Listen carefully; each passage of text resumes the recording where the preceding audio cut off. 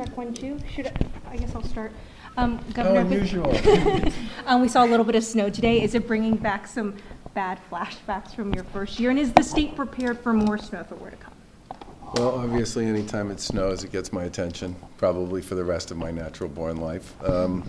But we actually had a meeting last week where we had people from public safety, the state police, the MBTA, the highway department, Department of Public Health, Massport, I mean, sort of everybody for whom the winter is an opportunity to make adjustments and shine. And we went through everybody's winter plans. And I think at this point we're in, based on the presentations and the proposals we saw, I think we're in pretty good shape. The real issue, of course, is people executing and following through on all the stuff that we talked about last week.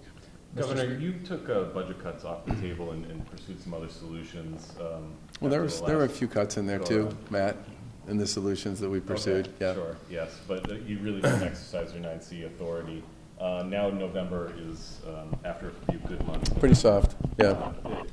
Are 9Cs back on the table? I think we're going to have to take a look at everything. And I do think coming out of the revenue hearing today, while the overall conversation sort of based on the discussion we just had was somewhere in the 3.5, 3.7 range, there was also a little bit of concern about fiscal 17, and I think we're going to need to incorporate that into our decisions. Look, at this point, I would prefer us to just move ahead with the budget that we have, but we obviously need to make sure that we think it's balanced and that it has the ability to absorb snow and ice deficiencies and some of the other known expenses that we're going to be incurring between now and the end of the year. Are you ready at all, after being on this yo-yo now for a couple of years, to say that the state has a revenue problem?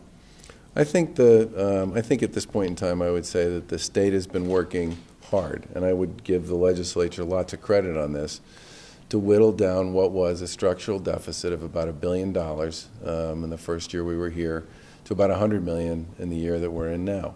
And it's that work, whittling that down, that is probably the main reason why the rating agencies have continued to support a pretty high rating for the Commonwealth. But several of them raised this concern to us shortly after we took office and said it was going to be incumbent on us to work with our colleagues in the legislature to get to the point where revenues and spending, recurring revenue and recurring spending, were running parallel to each other. And we've been working real hard to get there, but it's been a long process. Mr. Speaker, Mr. Senate President, do you plan to make any changes to the voter-passed marijuana legalization measure in the informal session before the start of the next official session?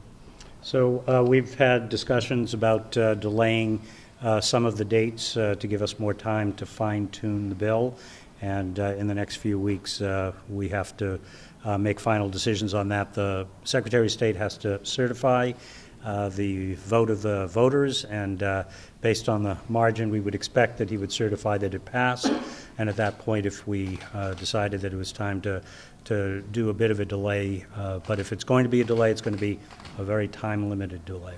So it's possible that it would happen in the informal sessions? It's possible.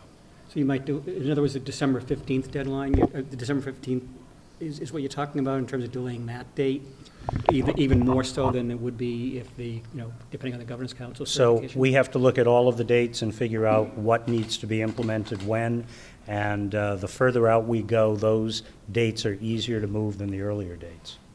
But you are considering the earlier date? Everything's on the table, but there's a strong feeling that we ought to be looking at the later dates rather than the earlier date.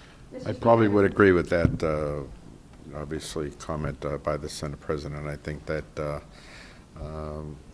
whether we would delay the December 15th, I think that would probably be a little more difficult, shall we say, to delay.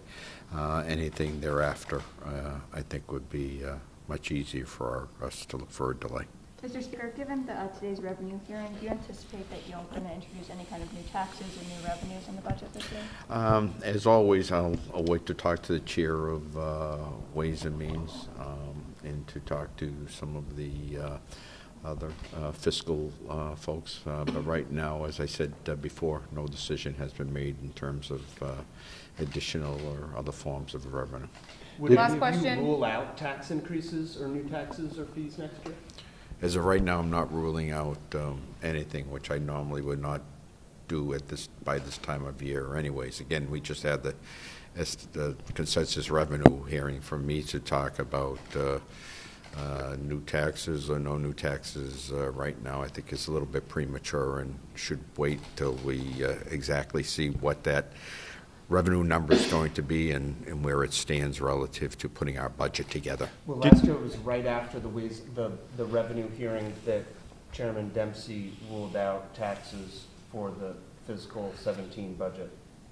Well, right now, I can tell you where I am is in terms of I just want to, again, have a discussion with Chairman Dempsey.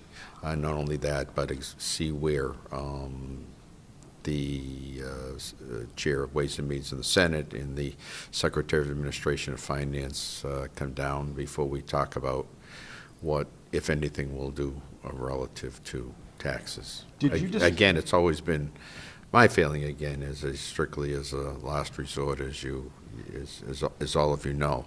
But as of right now, I think we have to see exactly what we have for what exactly is going to be coming down for revenues and what the needs of the state are. Governor Baker, have you ruled out new taxes?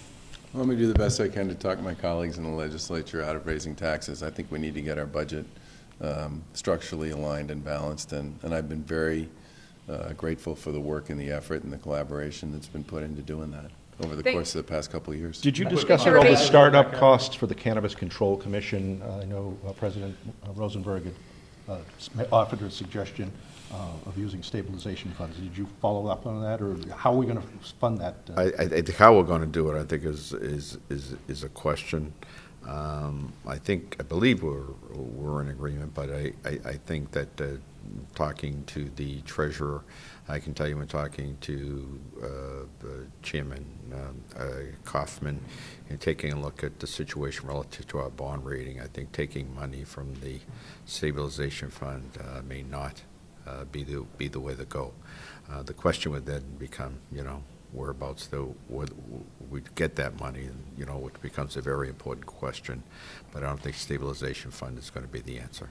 Okay. Thanks, guys. Thank you. Well said. Okay, guys. Thank you. We're going to do this one more time before the Christmas holiday? Yes, the So, 19th. I was going to wish you all a Merry Christmas, but apparently we have one more shot at this. Have a good trip, Governor, if we don't see you. Have a good trip. Hey, call me. I'll be around if you need me. Okay. Easier.